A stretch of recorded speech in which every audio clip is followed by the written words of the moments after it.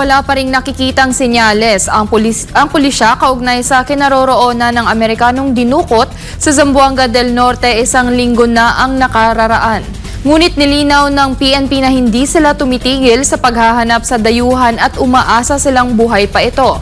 Samantala, nasa kustodiya na ng PNP ang tatlong sospek na sinasabing may direktang kinalaman sa pagkawala ng biktima. Narito ang balita ni Paul Montibon. Hanggang sa ngayon ay wala pa ring ideya ang Philippine National Police sa kinaroroonan ng American national na si Elliot Eastman na dinukot sa Zamboanga del Norte. Isang linggo na ang nakararaan.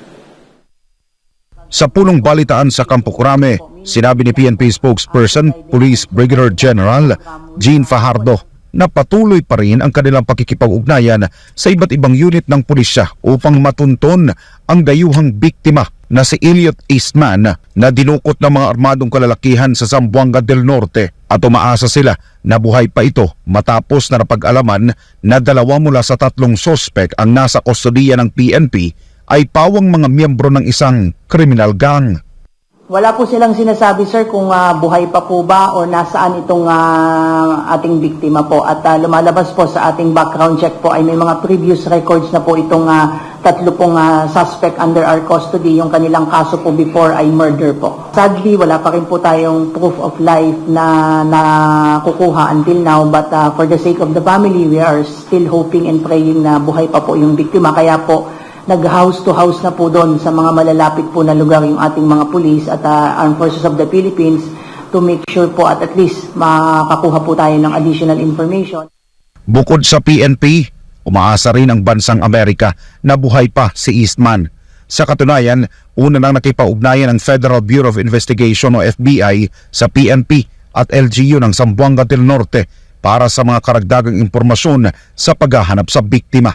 Sa ngayon, isa sa mga posibleng motibo sa kaso ng biktima ay kidnapping. Ngunit hanggang ngayon ay wala pa namang natatanggap na ransom demand ang PNP mula sa mga pinaghahanap pang suspect.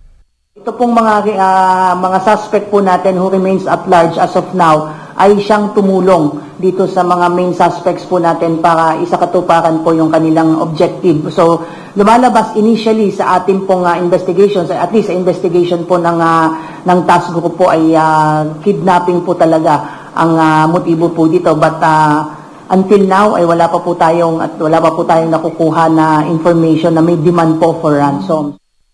Naglabas na rin ang LGU ng Zamboanga del Norte ng reward money na ₱250,000 para sa mabilis na paghahanap sa dayuhang biktima at sa iba pang natitirang suspect.